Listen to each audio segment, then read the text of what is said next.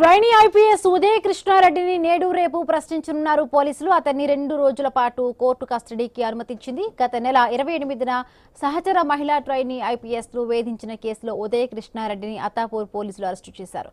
ప్రస్తుతం చంచల్గూడ జైల్లో trainee IPS Udaya Krishna Reddy remand జైల్లో ఉన్నారు. రైట్, మరింత పూర్తి అప్డేట్స్ మా కరెస్పాండెంట్ పవన్ అందిస్తారు. Pavan, very good morning Pavan. So ఎలాంటి క్వశ్చన్స్ ఇవాళ ఉదయ కృష్ణారెడ్డి ముందు పోలీసులు ఉంచనున్నారు? డీటెయిల్స్ ఏంటి పవన్?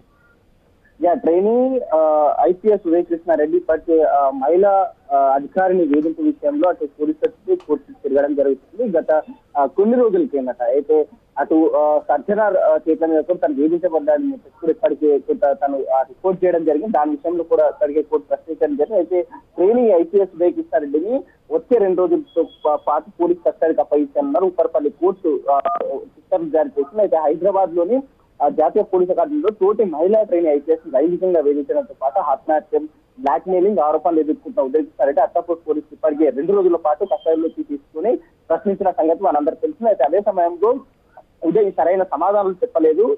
నిందితుడు మరోసారి కస్టడీలో విచారణకు అప్పగించారని చెప్పేసి కూడా పోలీసులు ఉప్పరపల్లి కోర్టును కోరడం జరిగింది. దీంతో పోలీసులు మంగళవారం 2 రోజుల పాటు ఉదయ్ ప్రశ్నించేందుకు అనుమతి వచ్చింది. అయితే దీంట్లో ముఖ్యంగా గతంలో టైం లేకుండా ప్రశ్నించాల్సిన లూపోహులు ఉండే, కానీ ఇప్పుడు కోర్టు స్పష్టంగా ఉదయం 9 గంటల నుంచి సాయంత్రం 4:30 మధ్యలోనే అటు ట్రైనీ ఐపీఎస్ ఉదయ్ విచారించాలని చెప్పి కూడా కోర్టు స్పష్టం చేసింది. అయితే న్యాయవాది సమీక్షంలోనే ఈ విచారణ చేపట్టాలని కూడా ఒకవైపు కోర్టు ఉత్తర్వులు జారీ చేసింది. అయితే నిందితుడికి మానసిక శారీరక ఒత్తిడికి గురి చేయకుండా షరతులు విధించాలని చెప్పేసి కోర్టు చెప్పడం జరిగింది. కేసు దర్యాప్తులో భాగంగా ఉదయ కృష్ణారెడ్డికి వీర్య పరీక్ష నిర్వహించేందుకు కూడా కోర్టు గ్రీన్ నడుస్తుంది. సమగ్ర విచారణలో భాగంగా పొటెన్షియల్ టెస్ట్ కూడా కోర్టు అనుమతించింది. అయితే తీవ్రమైన లైంగిక దాడి ఆరోపణల నిజానిజాలు చట్టబద్ధంగా శాస్త్రీయంగా నిరూపించడంతో నిందితుని లైంగిక సామర్థ్యాన్ని పరీక్షించడం అత్యంత కీలకంగా మారే అవకాశం ఉంది. Telangana women safety wing DCP నేతృత్వంలో ప్రత్యేక బృందం ఈ విచారణ ప్రక్రియ ముమ్మరం చేసే అవకాశం ఉంది.